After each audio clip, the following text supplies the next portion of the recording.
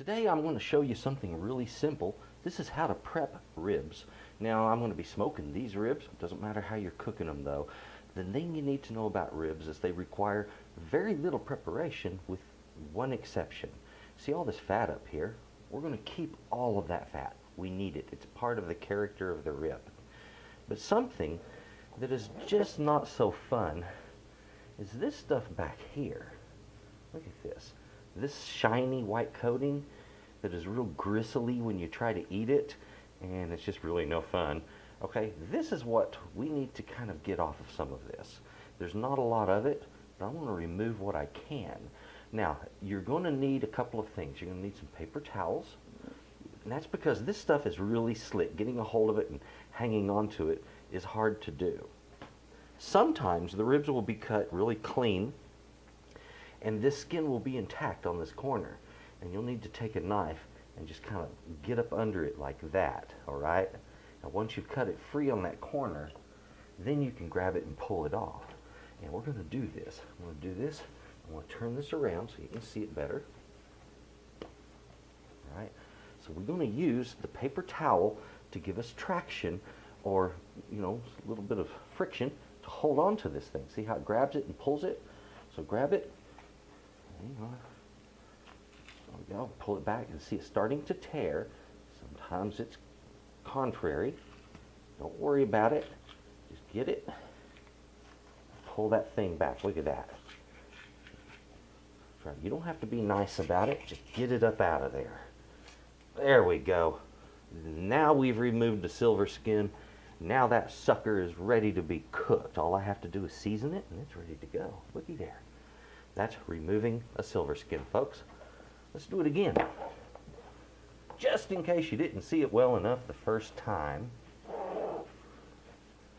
I had to stop and answer the phone. Now, again, this one has already started. It's already kind of loose, but getting it in your hand, see, it keeps slipping loose.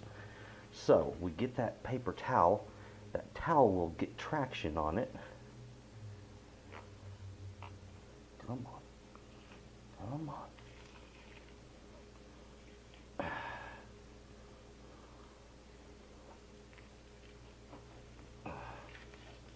There we go. Alrighty. You just got to get a little ferocious with it. There we are. It is stripped. Now it's ready to go. Now the cool thing is each time that I or one of my guests eats one of these big beautiful ribs, we don't have to deal with gnawing through that nasty silver skin on the back. There's a little thin coating of fat and a thinner skin, which really isn't much to contend with once it's cooked up. That softens up really easy. But it's that outer silver skin that's a real booger, and we just got it out of our way. There's some in other locations. If you wish to pull that out, like here, you can do that. But sometimes, like I'm doing there, you can tear that meat. So be careful, okay? I'm just going to leave it, let it cook up. I need a little salt on these, and I'm going to go smoke them. No, I don't use seasoning when I'm smoking my ribs. The smoke itself is my seasoning. Now that I'm finished removing my silver skin, something I wanted to mention about these, about the ribs themselves. If you'll notice, they're very straight and narrow. When you're buying ribs, there's basically different cuts of ribs you can get. You can get what's called a back cut, which is the narrow ribs are about 3 inches long, and they have more meat on them, okay?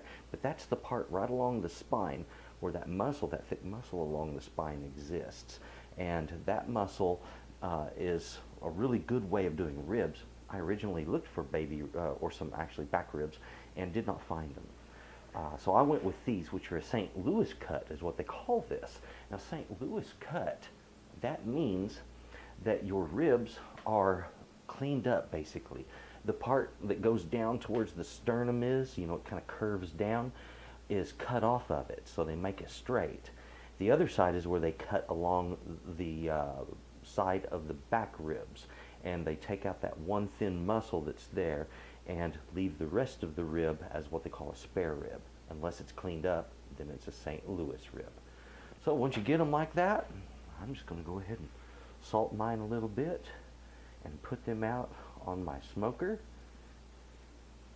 and give them plenty of time. I will from time to time baste these with a little olive oil, and that is all. Throughout the cooking, I'll do that, and it'll keep it moist. It'll also allow great penetration of my smoke, and I'll have ribs that are definitely worth having.